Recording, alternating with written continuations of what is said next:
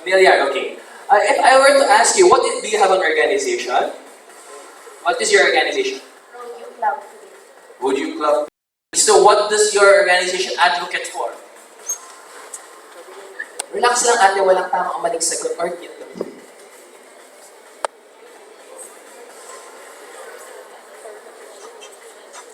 Care for the animals. Care for animals. So that would fall on life on land. So you see, if you would look at it, her advocacy and her organization's advocacy is actually already in the SDG 17. The thing is, she doesn't know. She doesn't know that her goal, her organization's role, is so important. And that it's already. Why are you in favor of having a home with aircon? Because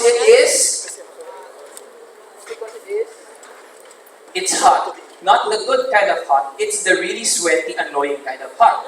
Advocacy and her organization's advocacy. The problem with that is actually, we have to ask, why is it that? Because it's hot. Not the good kind of hot. Why it's the really sweaty, annoying kind of hot. Advocacy and her organization's advocacy. Not enough aircon. We have to ask, why is it that? Who says it's about climate change? It's hot. General consensus. The thing is, what happens when it's hot? It's the really sweaty, annoying kind of hot. Advocacy and her organization's advocacy. Who wants to have enough aircon? We have to ask, why is it that? Who says it's about climate change? And when it's hot, general consensus.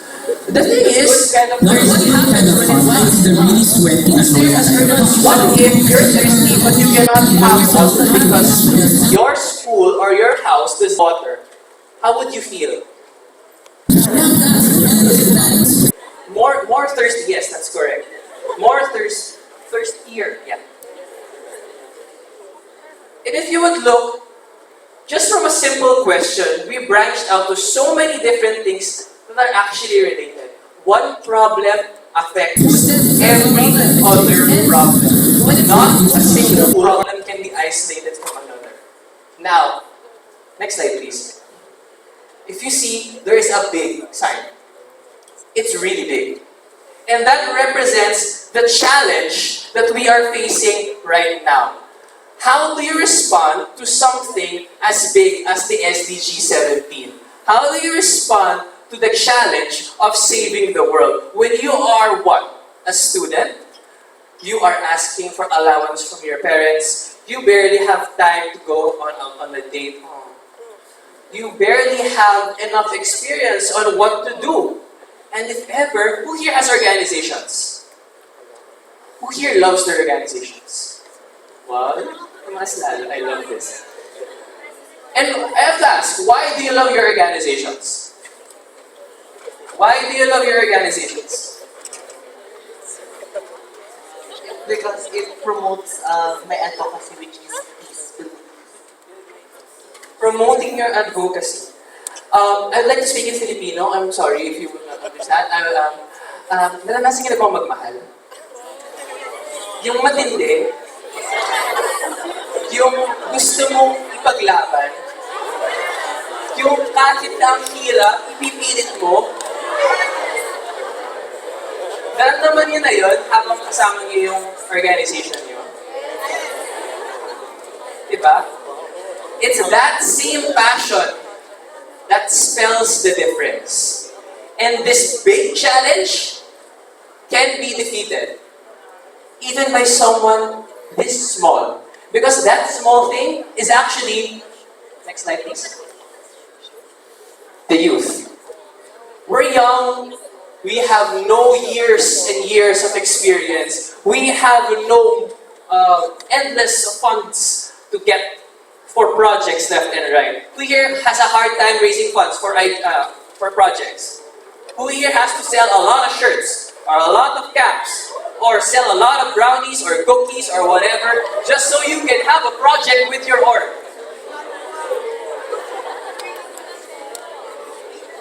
Lahat ng paraan ginagawa mo para kumita yung org, para may magawa kayo, because you believe in what you are fighting for. You believe in your organization's advocacy. And the thing is, next slide please, you're not alone. You are part of the youth. And there are several numbers here that I would like to quickly ask the audience about. So, Sir in yellow, can you give me a guess what the 23 years means?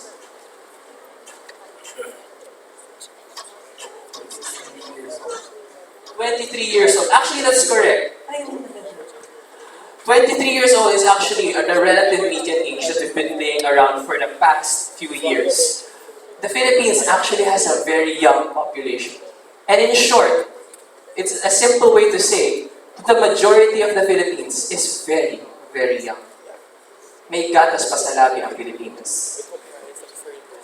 And the thing is, there's this 22 million. I believe we have someone from a student council here. Can you give me 22 million mean? Young voters this coming elections. Did you know that 2010, our president, Noynoy Aquino, only won with 15 million votes? And did you know that if all of the youth of the Philippines decided to vote for the trash can to be the next president, that trash can would win? Or some random doormat, or a chair, or a stool? Our voice is very strong. And what we say counts. So never ever believe that the youth cannot do anything. Now I have another one. 36 million. Can you have a guess?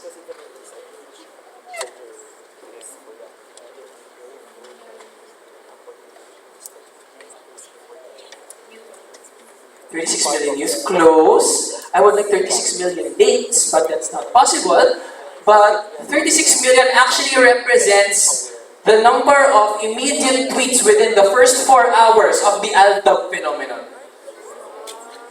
Within the first 4 hours. And did you know that the world went, what the hell is happening? What is an Aldab? I have friends from the United States who would call me and say, where can I buy an Aldab? What is an Aldab? And they all thought it was some random dance music.